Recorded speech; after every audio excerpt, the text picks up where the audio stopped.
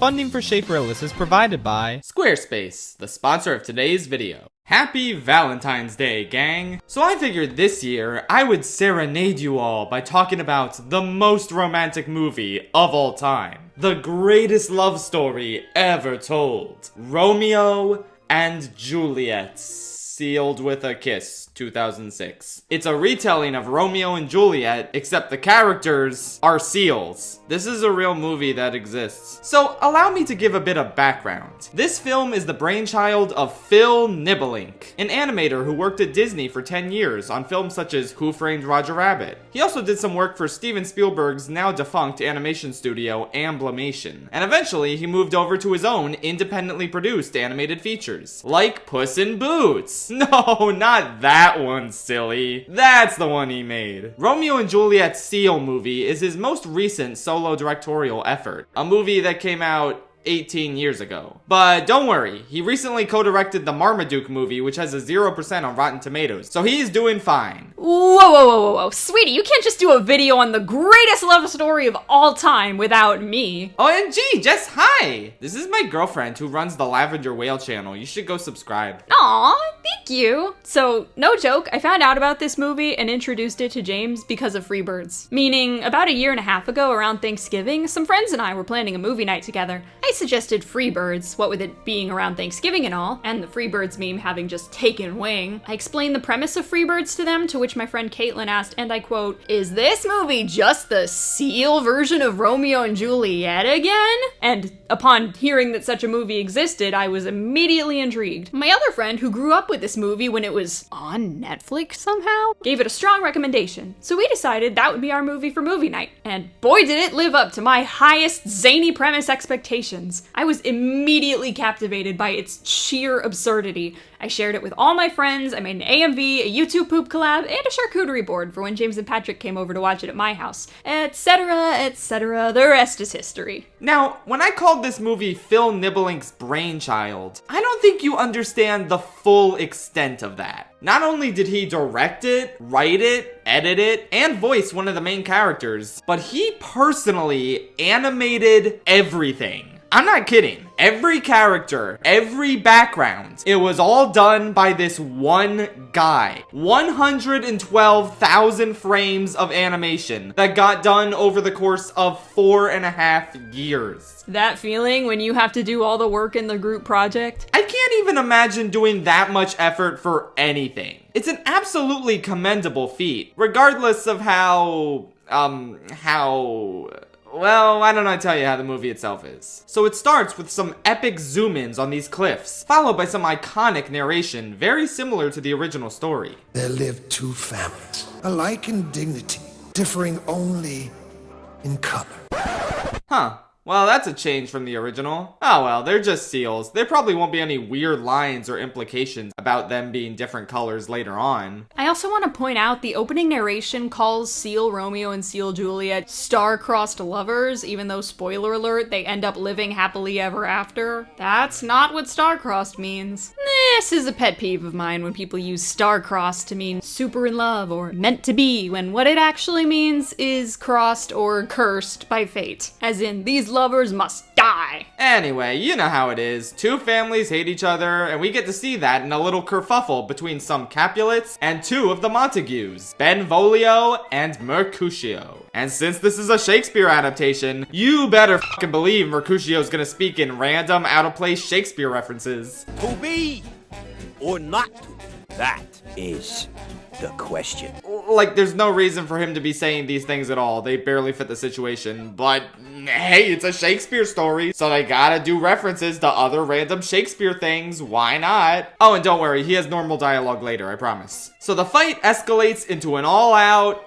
yeah, it's a race war. There's no other way to describe this. I could make jokes about the, expert fight choreography going on here, but like, you gotta remember that this is just one guy animating all these characters. It's actually pretty impressive, the sheer number of expressions and movements on display here. And that's not even getting into the pretty cool use of colors, like when the sky turns an ominous mixture of red and yellow as we prepare for our villain's introduction. Like, you know what? There is effort here, and I gotta appreciate that. And Phil Nibelink should take all the compliments he can get, because there won't be a ton of them in this video. So as I was saying, it's time to meet the villain of the movie, the Prince, voiced by the man, the myth, the legend, Phil Nibelink himself. Your very lives will pay the price. You know what? If I was making a movie like this is the character I would cast myself as too. He informs the quarreling families that if they don't knock it off, they will get banished to Shark Island, which is an island that is shaped like a shark's fin,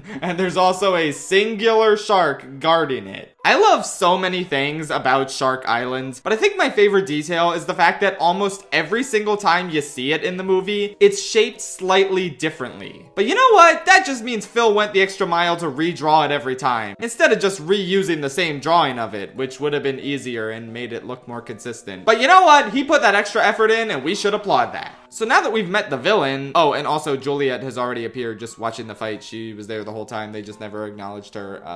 Anyway, now it's time to meet our Romeo. And he has a very interesting body shape. That's a penis. This is the best shot in the movie. So Romeo is really sad because he doesn't have a nice seal lady in his life. But don't worry, his good buddies Benvolio and Mercutio are here to cheer him up with a song. Oh yeah, did I forget to mention, this is a musical, bitch. And I think the first song here is a great indication of the quality of the rest of the songs in this movie. Someone to love, to call my own. Someone who wants to share my home.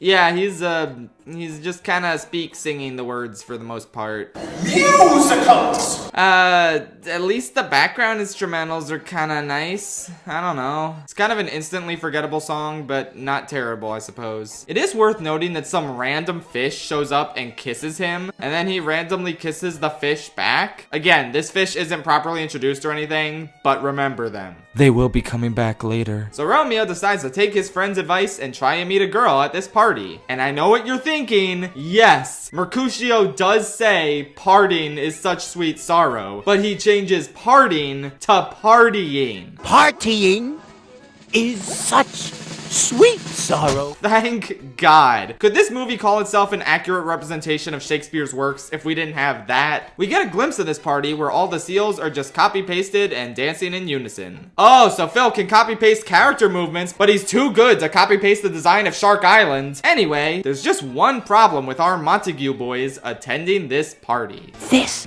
is a Capulet party. They will kill us. Uh-oh, how can they possibly get in? Simple, really. It's the obvious solution. They just have to do whiteface. They just roll around in the snow for a little bit, and presto, they're white now. What's going on with this movie? So they attend the party. Mercutio is single and ready to mingle. Benvolio is only interested in the food. You see, this is funny because he's like the fat friend, and so that means he likes the food. That's pretty funny, I think. And Romeo has his eyes on a certain lovely Capulet girl named Juliet. But unfortunately, so does the prince. He's creepy and he has the most rancid breath of all time. And Romeo is not having it. Look at that schnozola. You know, any movie that unironically uses the word schnozola is okay in my book. So the prince wants to marry her after dancing with her once. Which is absurd, but it's not like the main protagonists of this movie are gonna do anything similar, so it's fine. Mercutio improves the mood with the second song of the movie, which is even less of a song than the first one. It's like 20 seconds long and he speaks through most of it.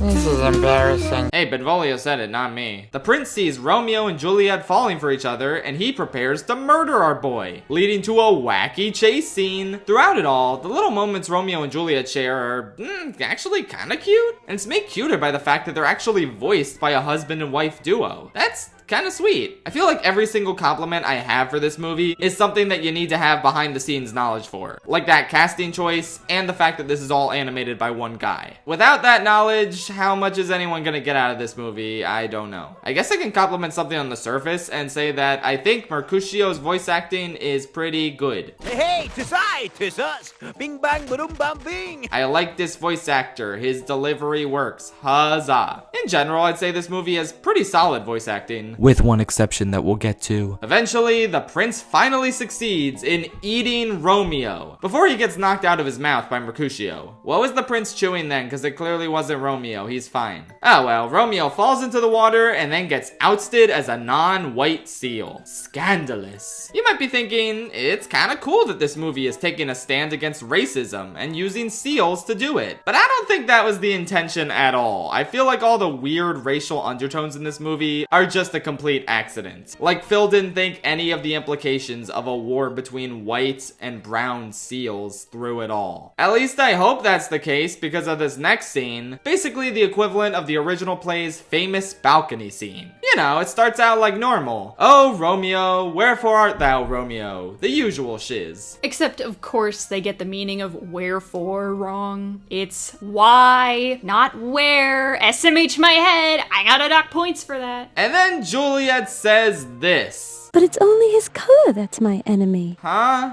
Oh, what's in a color? Excuse me? If only you could change your color. What? Man, I love you, Romeo. But if only you were white, then we could be together. This is the children's version of Romeo and Juliet? Again, I feel like this is just an example of not putting any thought into a metaphor whatsoever. Like, Phil was just thinking, how do I convey to children that these two families are different? Oh, they're two different colors. Children would understand colors being different better than family names. I mean, I guess. But out of all the possible colors, why did you make them white and brown? What was going on there, Phil? You know, gray seals exist, right? I'm pretty sure there are also blue seals. Also, it's a cartoon and you can make them literally any color you want. It doesn't have to be realistic. Just why is it white and brown? I don't understand. But whatever, back to the movie about the seal race war. Oh goody, we get our third song. Perhaps the best one yet, in the sense that it's also kinda fine. At least they're obviously singing this time and not just speaking the lyrics. Speak for yourself. I thought the best song up till now was A Girl That's Right for Me. At least that one has a distinctive melody in the chorus. This one just sounds like surreal ambient noises. You are my lucky star. They should have sung Airplanes by B.O.B. because this entire romance has the same energy as that More to Twy meme from a few years back. Plus, Airplanes also has star imagery that could parallel the recurring star imagery in the play, which I think is what Lucky Star, the title of the balcony scene duet is Lucky Star by the way, was going for. Oh well, this song is okay I guess, except the lyrics are garbage. I will love you now and forever, I won't leave you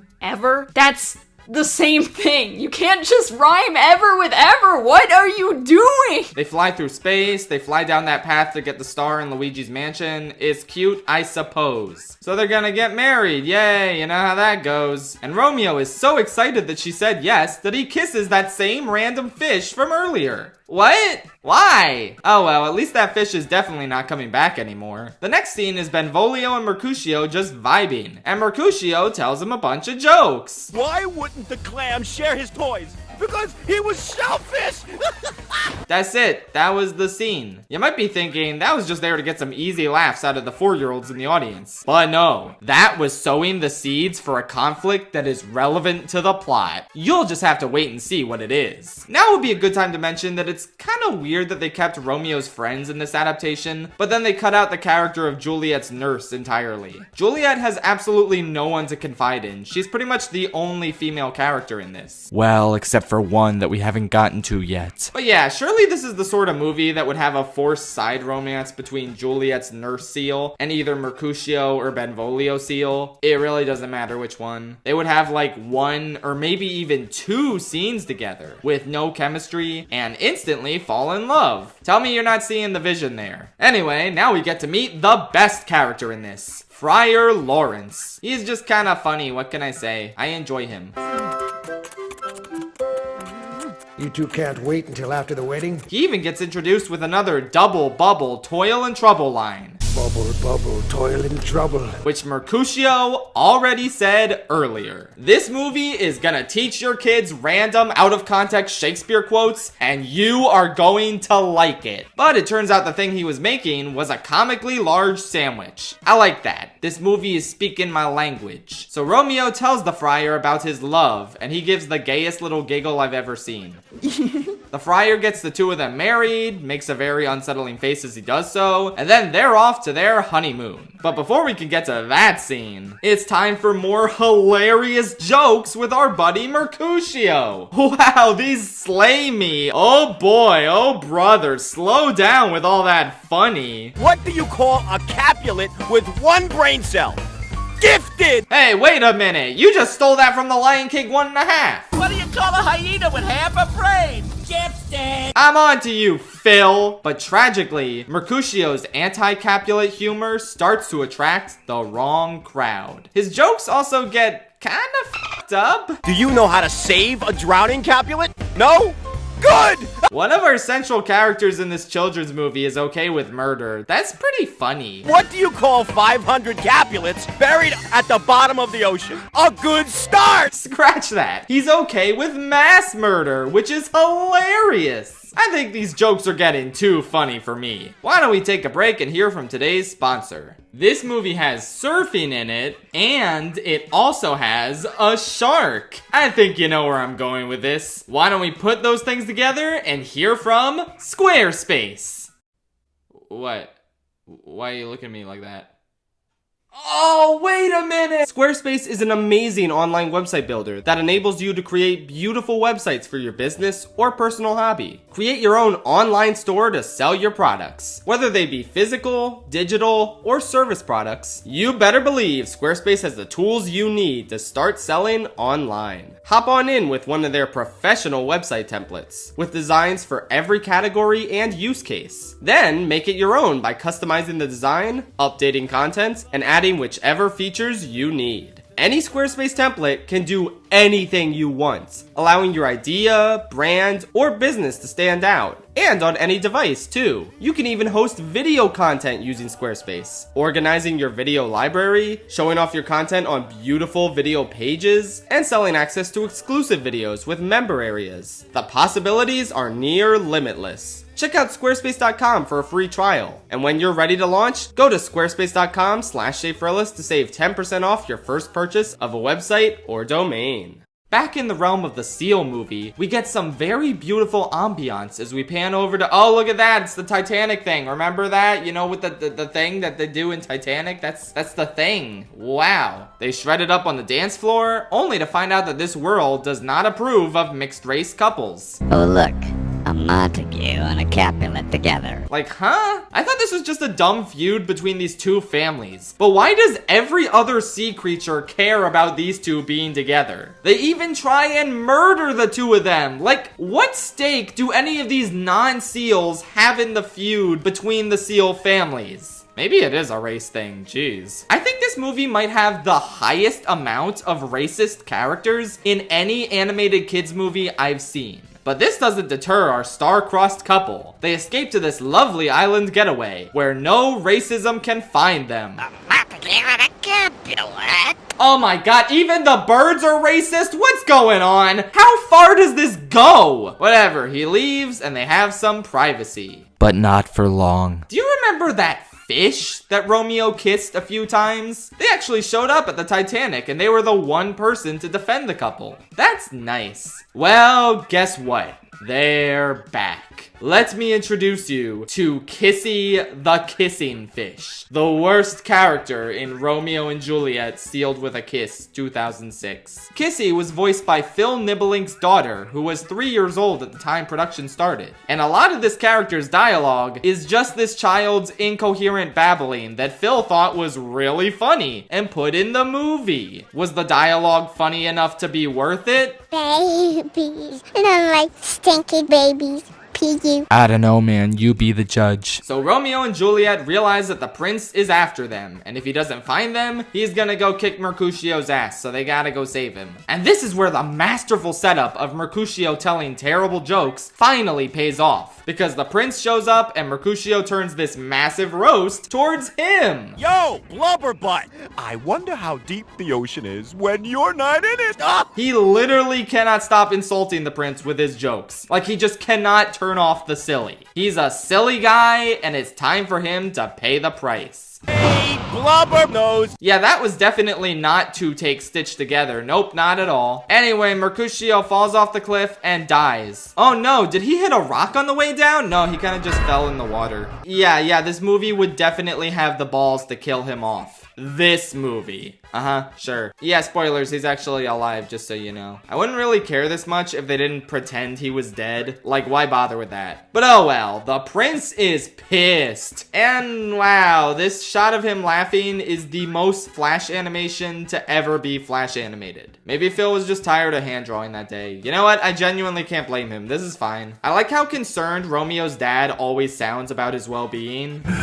Romeo. He's so invested, and that's very admirable. Okay, enough stalling. It's time for Romeo's punishment. For transgressing against the prince, he is banished to Shark Island. Farewell, Romeo. Gone but not forgotten. Doomed to a life of being surrounded by one shark. Like, that's it. I'm genuinely so curious about the logistics of Shark Island. Like, I assume they named it that because it looks like a shark's fin. But is that what attracted this shark to live there? What happens if he leaves? Then it's not really a good punishment anymore. I mean, maybe there are other sharks that we don't see who circle around here, but I like to imagine it's just the one. It's funnier that way. Alright, now it's time for the moments you've all been waiting for. The villain song. Yes, this movie has a villain song. And I gotta say, it's the best song in the entire movie. It's like a 5 out of 10. Juliet and I are getting married tonight. Yeah. Ooh, baby, that's alright. What a sight. Like, it meets the baseline requirement for creative visuals. It's relatively catchy, and the vocal performance isn't the worst thing in the world. I don't hate it. And yeah, I'm sure you guys are wondering. So I will say that it is my genuine opinion that this is a better villain song than This Is the Thanks I Get. I'm not exaggerating for the sake of a haha funny gotcha to Wish. This is genuinely better. Not by much, but its admittedly basic lyrics don't make me cringe, and at least they rhyme. Disney could have hired Phil Nibelink back to write the lyrics for Wish's songs, and they probably would have turned out better. That's honestly so sad that I don't take joy in reveling in it. The prince is a self-confidence icon. He's just been rejected, yet he sings about how hot he is anyway. The motivation we didn't know we needed. Please make this guy a Tumblr sexy man. Anyway, we cut back to Romeo on Shark Island, and he's really sad. But don't worry, Kissy the Kissing Fish is here to make it all better. In fact, our last song was 2 minutes ago. But you know what? It's time for another one, damn it. Let's hear what Kissy the Kissing Fish's little song sounds like. Okay, here's my little song. Twinkle, twinkle, little star. You know, I'm gonna take a wild guess and say that she didn't write that. Yeah, who needs original songs anymore when we can randomly shove Twinkle Twinkle Little Star in there? I assume Phil just couldn't get his daughter to sing anything else since she was like anywhere between the ages of 3 and 7 when she recorded this. So it was either this or don't give Kissy the Kissing Fish her own song. And we can't have that. We just can't. I think Twinkle Twinkle Little Star was chosen here because of the recurring star imagery in the original play that I mentioned earlier. But yeah, the brightness of her cheek would shame the stars. This song is not. I mean, to be fair, it's not like we're gonna have another song for a while, so— Juliet, I have an idea that you might like. Oh my god, stop! It's only been 2 minutes since Twinkle Twinkle Little Star, which was only 2 minutes since This Is the Thanks I Get, but better. I like musicals, and I think this is too much. Give it a rest. Anyway, what's going on in this scene? Juliet told Friar Lawrence about the shit that went down, and he's like, hey, you should kill yourself now. But just fake kill yourself. You know how the story goes. She's gonna drink this poison so it looks like she's dead, and she doesn't have to marry the prince. And Friar Lawrence explains this through the most sinister sounding song that isn't a villain song. Drink this potion before you're wed. You go to sleep, but to think you're dead. Like, why is he in shadow? Why is he so intense and menacing? Why does he give an evil laugh at the end?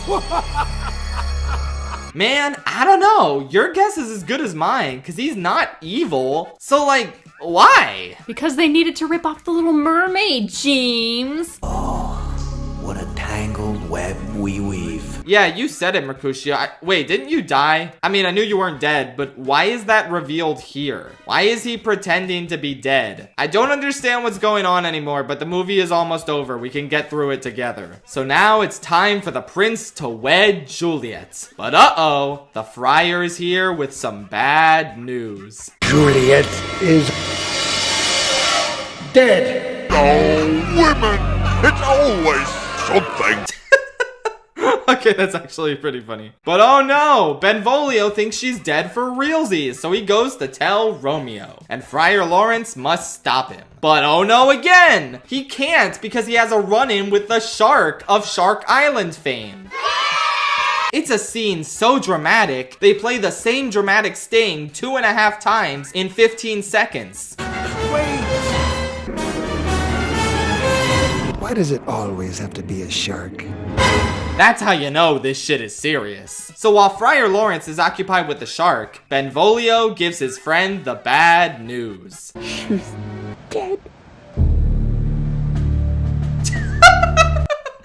does it look like that? Oh my god, I love this movie. So Romeo sees her lifeless body at the altar. And how do we follow this dramatic moment up? Come on, Sharky, you big ugly whale. Don't you want to bite my nice furry tail? This is not real. This is not a real film. I'm dreaming. This is a dream. If you somehow went into Romeo and Juliet Steel movie without thinking that the climax of the film would be Friar Lawrence getting chased by a shark as wacky music plays, then you need to get your head checked, because there was no other way this story could conclude. It was all building to this. And good news, Kissy the Kissing Fish is here to save him with Terminator references. Come with me, you want to live. Hasta la vista, baby. I'll be back. And also saying this. I think he's suffering from attention deficit disorder. Again, this is not a real movie. This is not real. I am not awake right now. Anyway, now that the climax of the film is over, I guess we have to resolve the Romeo and Juliet stuff, whatever. So Romeo kisses her and the poison on her lips poisoned him too, so now they both look dead. Romeo's dad sounds as invested as ever. Romeo. And then to really drive the tragedy home, we get a dramatic instrumental reprise of Twinkle Twinkle Little Star.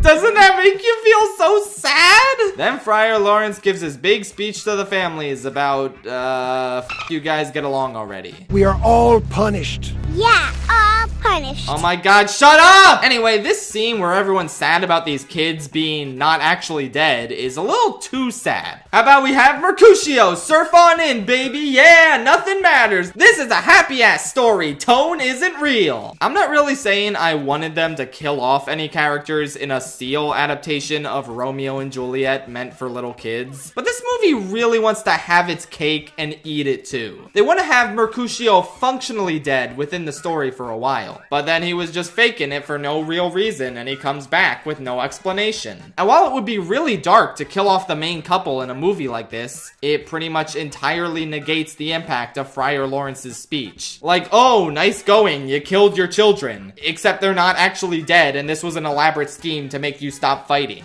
Like, do you think that would actually work on these seals? I don't know. Ultimately, I don't really care that much. This is a fine enough way to introduce kids to the basic plot beats of this famous story. I just find it a bit annoying how they kept the death beats, but removed the actual death. These violent delights have generic 2000s animated kids movie dance party ends. Yeah, everybody's happy, I guess. Did we forget anything? Oh yeah, the main villain of the story. He's still a thing. So he shows back up and then he just eats Romeo and Juliet. You know what? Sure, why not? But good news, we found a solution to deal with him. out of nowhere, there's a girl elephant seal that shows up. She looks almost exactly like the prince, but you can tell she's a girl because she's pink and she has lipstick and boobies. Oh, Romeo and Juliet Sealed with a Kiss 2006 never change. So our main couple swims off and the credits start rolling. And they're in Comic Sans. Be honest, were you expecting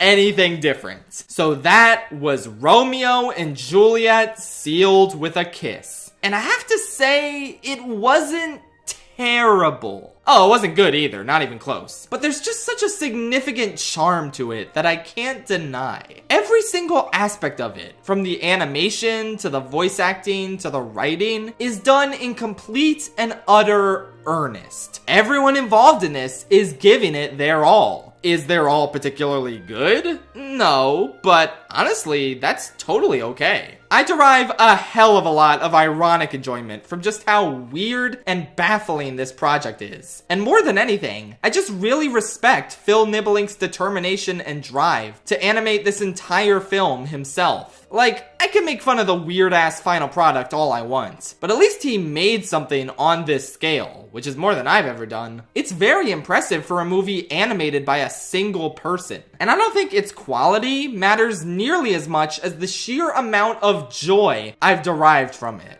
I'm kinda ironically obsessed with this movie in a very Shark Tale-esque way. And I believe it's very much worth your time to check out, in all honesty. It's only an hour and 16 minutes. What have you got to lose? I think one of the most fascinating things about this movie is how well it straddles the line between so bad it's good and genuinely good. Like, the animation is bad, yes, but for all being created by one guy, it's impressive. The script is bad, yes, but some jokes really land, and some banter is cute. Plus, it manages to adhere more closely to the original Romeo and Juliet play than any other kids' adaptation I've seen. Which isn't many, just like this, Lion King 2, and Romeo and Juliet, but still. And it's also probably just because they lean so hard on that source material for lines. But you'd be surprised what makes it in here. Like, any old Romeo and Juliet adaptation can include Wherefore Art Thou Romeo or A Rose by Any Other Name, but this movie has the deep cuts. Paraphrases of He jests at scars that never felt a wound, or My ears have yet not drunk 100 words of thy tongue's uttering. It's all there. And Shakespeare is even credited as a writer. That's fun. This has got to be one of his best works in my opinion. And I can say that because I'm an English literature major who's taken 4 Shakespeare courses and did her senior thesis project on adaptations of Twelfth Night. Overall, as James said, Romeo and Juliet Sealed with a Kiss is very charming in its incompetence and will always hold a special place in my heart. The movie is free on YouTube, albeit missing the last 3 minutes, which are on YouTube separately as of time of recording, so feel free to check it out. And like Freebirds, let's all campaign to get it back on Netflix! Oh, and don't forget to log it on Letterboxd as well. 5 stars, obviously. That's not my actual opinion, but I did it because I thought it would be funny. It is my actual opinion. I don't know what you're talking about. Sure, sweetie. Sure. Happy Valentine's Day, gamers, and good night, Shark Island.